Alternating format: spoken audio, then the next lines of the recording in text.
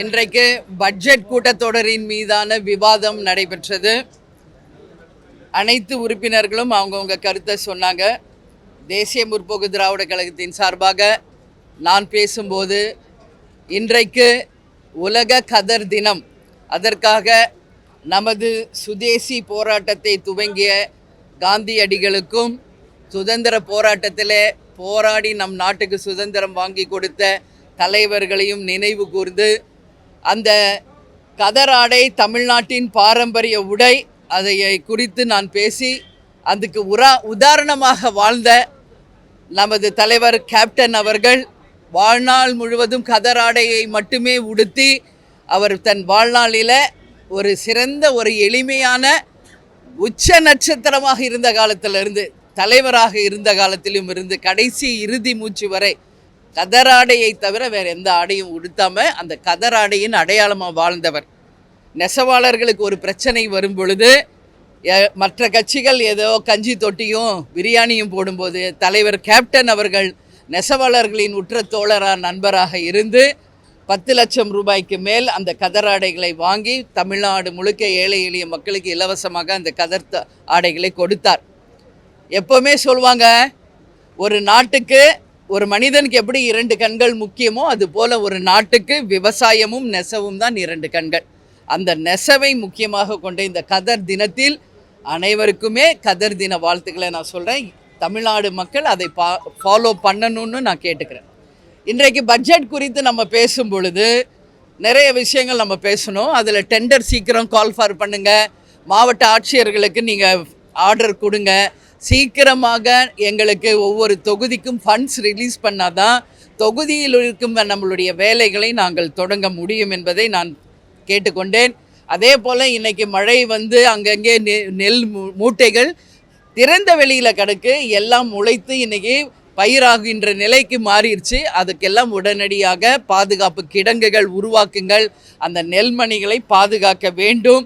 நான் சார்ந்த நான் சார்ந்த தொகுதியில் இன்றைக்கு நூற்றுக்கணக்கான கிராமங்கள் வந்து நெல் பயிரை வந்து ஆதாரமாக கொண்டு வாழ்கின்ற விவசாயிகள் இருக்கின்ற கிராமங்கள். நான் டைம் ரொம்ப ஷார்ட்டாக இருக்கிறதுனால எனக்கு நூற்றுக்கணக்கான கிராமங்கள் இருந்தால் ஒரு 5 கிராமத்தை மட்டும் நான் வந்து எடுத்து காட்டினேன்.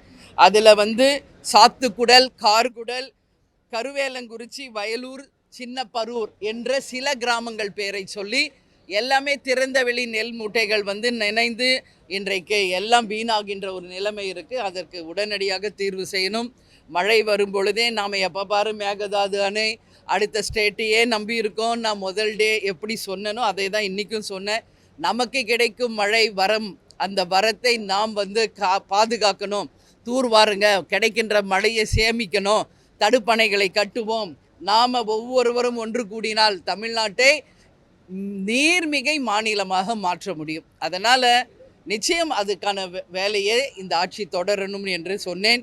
அது மட்டும் கிடையாது, இன்றைக்கு மேகதாதுவில் அணை கட்டுவதை பற்றி நிறைய பேசுனாங்க. அதே மாதிரி காவேரி விவகாரத்தை பற்றி பேசுகிறாங்க. நான் என்ன சொல்கிறேன், அது உரிமை கொடுத்து தான் ஆகணும். அவங்கக்கிட்ட மறுபடி பேசுகிறதுக்கு அங்கே ஒன்றுமே இல்லை. மேகதாதுவில் டேம் கட்டக்கூடாதுன்னா கட்டக்கூடாது. காவேரியிலேருந்து தண்ணி தமிழ்நாட்டுக்கு இத்தனை டிஎம்சி கொடுக்கணுன்னா கொடுத்து தான் ஆகணும். யாரும் அதை பற்றி 150 வருஷமாக பேசுகிறோம், இன்னும் பேசுகிறதுல பிரயோஜனம் இல்லை. அதனால் முதல்வர் அவர்களே, ஸ்ட்ராங் ஆக்ஷன் எடுங்க. Be strong to take good decision. Strong டிசிஷன்னு நான் பேசியிருக்கேன் சட்டசபையில்.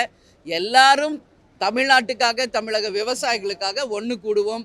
எப்படி கேப்டன் வந்து எதிர்கட்சி தலைவராக இருந்தபோது அனைத்து கட்சிகளையும் அழைத்து சென்று தமிழ்நாட்டின் பிரச்சனைக்காக பாரத பிரதமர் திரு நரேந்திர மோடிஜி அவர்களை சந்தித்தாரோ, அதுபோல் இங்கே அனைத்து கட்சி கூட்டத்தை கூட்டுறமோ இல்லையோ தீர்மானம் நிறைவேற்றிட்டோம். எதுக்கு எதிர்கட்சி எல்லாம் ஒன்று சேர்ந்து சொல்கிறாங்க, எதுக்கு அவங்க கேட்குறாங்க எல்லா கட்சியும் ஒன்று கூட்டி நீங்கள் கூட்டம் போடுங்கன்னு. ஆனால் ஆளுங்கட்சி சொல்கிறாங்க தீர்மானமே நிறைவேற்றியாச்சு, எதுக்குமா அனைத்து கட்சி கூட்டம்னு அவங்க சொல்கிறாங்க. அதனால் நாங்கள் என்ன சொல்கிறோம், யாருக்கு இது உரியவர்? பாரத பிரதமர் அவர்களை போய் நம்ம சந்திப்போம்னா நான் கேட்குறேன். மேகதாது டேம் கட்டக்கூடாது, காவேரியில் எங்களுக்கான உரிமை தரணும்னு சொல்லி தமிழ்நாட்டு அனைத்து தலைவர்களையும் ஒன்று கூட்டி நமது முதல்வர் விஜய் அவர்கள் சென்று பாரத பிரதமரை எப்படி கேப்டன் போய் மக்களுக்காக சந்தித்தாரோ அது மாதிரி சந்திக்கணும் என்ற கோரிக்கை இன்றைக்கி நான் அவையில் வைத்திருக்கிறேன். மக்கள் பிரச்சனைக்காக போகலாம், தப்பு ஒன்றும் கிடையாது என்பதை நான் சொல்லியிருக்கேன். அதே போல் இன்றைக்கி 717 மதுபான கடைகள் மூடிட்டாங்கன்னு சொல்கிறாங்க. அதில் சிலவற்றை நாங்கள் உதாரணமாக சொல்லியிருக்கிறோம். அவற்றை உடனடியாக மூடணும். நாங்கள் வாழும் அதாவது கேப்டன் இன்றைய முதல்வர் விஜய் அவர்கள் வாழ்ந்த அந்த இடம் சாலி கிராமம், அங்கேயே இன்னும் பல கடைகள் மூடப்படாமல் இருக்குது. அதனால் விருகம்பாக்கம் எம்எல்ஏ கவனத்துக்கும் அதை நான் கொண்டு சென்றேன். அது மட்டும் இல்லை, இன்றைக்கி இரங்கல் தீர்மானம் நிறைவேற்றினாங்க. அதை பற்றி நான் முக்கியமாக பேசணும். இங்கே தமிழ்நாட்டை ஆட்சி செய்த எத்தனையோ தலைவர்கள் இருக்காங்க. அப்படி பார்த்தா நம்மளுடைய இந்தியாவிலேயே மூத்த தலைவர் கலைஞர் அவர்களுடைய நினைவு நாள் இன்றைக்கு.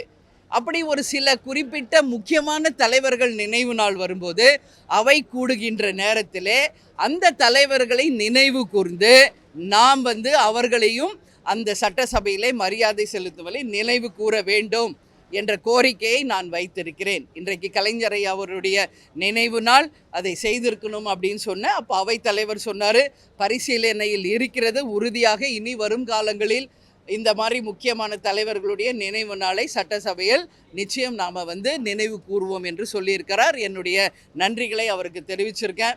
அதே மாதிரி போனவுடனே கையெழுத்து ஒரு நோட் புக்கில் தான் நாங்கள் எல்லாம் போடுறோம், ஸ்கூல் மாதிரி.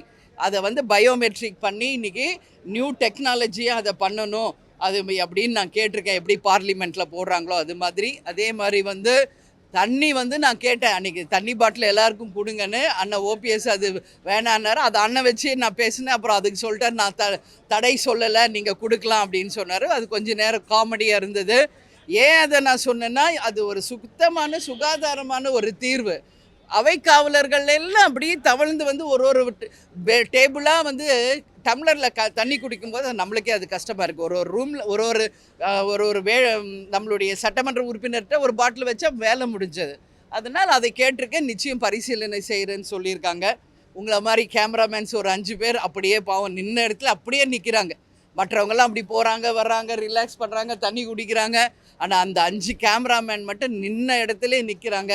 அவர்களுக்கும் கொஞ்சம் ரிலாக்ஸ் பண்ணி மாற்றி நீங்கள் அடுத்த 5 பேருக்கு வாய்ப்பு கொடுக்கணும்னு சொல்லி நான் கேட்டிருக்கேன். கண்டிப்பாக இதெல்லாம் பரிசீலனை செய்வோம் அப்படின்னு சொல்லியிருக்காங்க. இது போன்ற ஒரு ஆரோக்கியமான ஒரு டிஸ்கஷன் இன்றைக்கி போயிருக்கிறது. ஸோ மண்டே மீண்டும் அவை கூடும், அப்பொழுது மீண்டும் இது பற்றிய நாங்கள் பேசுவோம் என்றதையும் நாங்கள் சொல்லியிருக்கிறோம். எனவே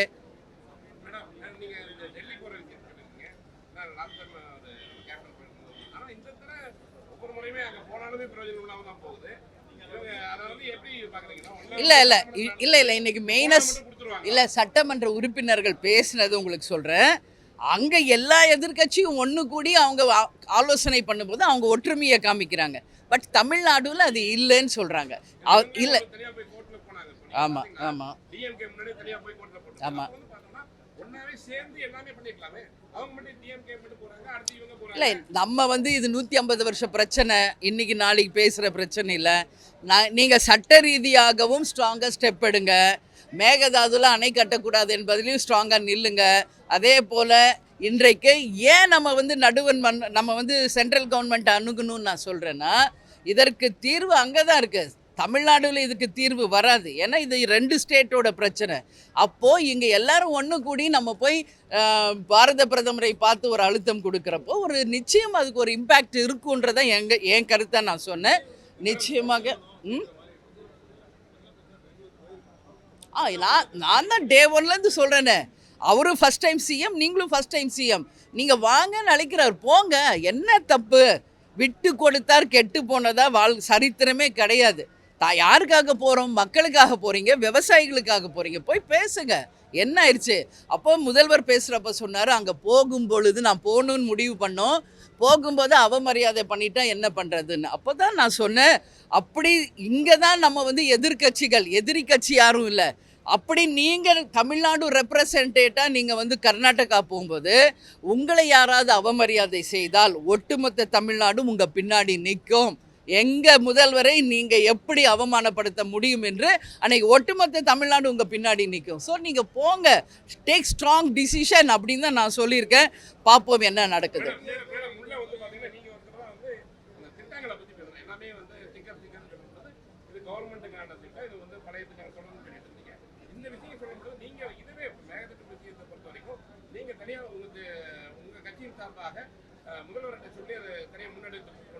இல்லை இப்போ ஃபஸ்ட்டு நம்மளோட மெயின் ரெப்ரசன்ட் யார்? சிஎம். இன்றைக்கி அவர்கிட்ட சொல்லிட்டேன், அவர் கூட்டு போகிறாரா இல்லையான்னு பொறுத்திருந்து பார்ப்போன்னு தான் நான் சொல்கிறேன்.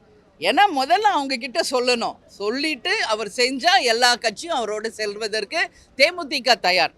அவரை முன்னெடுக்கிறாரா, அழைத்துக்கிட்டு போகிறாரா, பிரைம் மினிஸ்டர்கிட்ட அப்பாயின்மெண்ட் வாங்கி எல்லாரையும் அழைச்சிட்டு போகிறா என்பதை பொறுத்திருந்து பார்ப்போம். அதற்கு பிறகு என்னோட டிசிஷன் நான் உங்களுக்கு சொல்கிறேன்.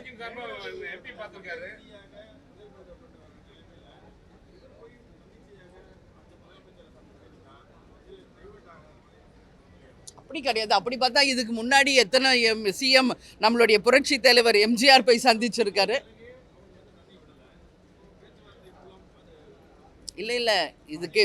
இதுக்கு முன்கூட்டி உதாரணங்களே இருக்கே. புரட்சி தலைவர் எம்ஜிஆர் சென்று இருக்கிறார், புரட்சி தலைவர் அம்மா சென்று இருக்கிறார். அப்படி செல்லும் பொழுது அவங்க வீட்டில் டிஃபன் கொடுக்குறப்போ டிஃபன் சாப்பிட்டார். அவருக்கு விக்கல் வந்துருச்சு, தண்ணி கொடுப்பான்னு அவங்க அம்மா கொடுத்தா, நான் தண்ணி குடிச்சா பார்த்தா என் மக்கள் தண்ணி குடிக்கணும்னு சொன்னவர் புரட்சி தலைவர் எம்ஜிஆர். உடனே தண்ணி திறந்து விட்டாங்க.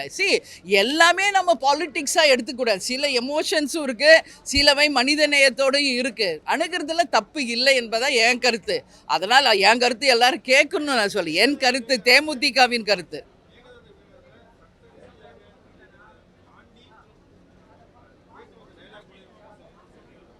இல்லை அது என்ன சட்டப்பூர்வமாக எடுக்கணுமா எடுங்க, இல்லை நீங்கள் போய் நேராக சந்திச்சா பிரச்சனை தீருமா போய் பாருங்கள். அங்கே போனால் ப்ராப்ளம் இருக்குன்னா நீங்கள் அந்த முதல்வர் இங்கே கூப்பிடுங்க. தமிழ்நாட்டில் யாரும் அவருக்கு நம்ம எதிர்ப்பு சொல்ல வந்தார வாழ வைக்கும் தமிழ்நாடு தானே. அந்த சிஎம் இங்கே வரட்டும், நம்ம 2 சிஎம் பேசி சால்வ் ஆச்சுன்னா நல்லது தானே. இன்றைக்கி வரைக்கும் நம்ம விவசாயிகளை பற்றி நம்ம யோசிங்க. இன்றைக்கி குறுவை சம்பா எதுவுமே இல்லை. கடைமடைக்கு தண்ணி எப்போ போகுதுன்னு தெரியாது, எப்போ பயிர் பண்ணுவாங்கன்னு தெரியாது. நம்ம இங்கே உட்காந்து பேசிக்கிட்டு இருந்தால் என்ன பிரயோஜனம்? அங்கே இன்றைக்கி அதை நம்பி வாழ்கிற விவசாயிகள் இன்றைக்கி எவ்வளோ கஷ்டப்படுறாங்க. அதையும் நினைவு கூறுங்கள். இந்த சட்டசபை நடக்கிறதும் அறிவிப்புகள் எல்லாம் அவங்க கொடுக்குற வரி பணம். அவங்க நல்லா இருந்தால் தான் நாடு நல்லாயிருக்கும், நாடு நல்லா இருந்தால் தான் இங்கே எல்லாமே நல்லாயிருக்கும். ஸோ அவங்கள பற்றி யோசிப்போம். இல்லை, இது வரைக்கும் எங்களுக்கு அழைப்பு வரலை. அழைப்பு வரும்பொழுது நாங்கள் சொல்கிறோம். திடீர்னு சொன்னால் அவங்களுக்கு வேறு ஏதாவது ப்ரோக்ராம் இருக்கலாம் இல்லையா. இன்றைக்கி இந்த நிமிஷம் வரைக்கும் எங்களுக்கு அழைப்பு வரலை. வரும்போது அதை பற்றி நான் மண்டே பதில் சொல்கிறேன்.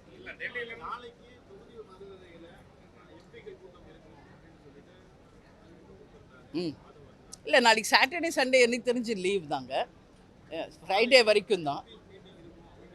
தெரியல, இனிமேல் தான் நான் பேசணும். ஏன்னா நான் காலையிலேயே வந்துட்டேன். இப்போ எதாவது ஃபர்தர் டிசிஷனாக என்னன்னு எனக்கு தெரியாது.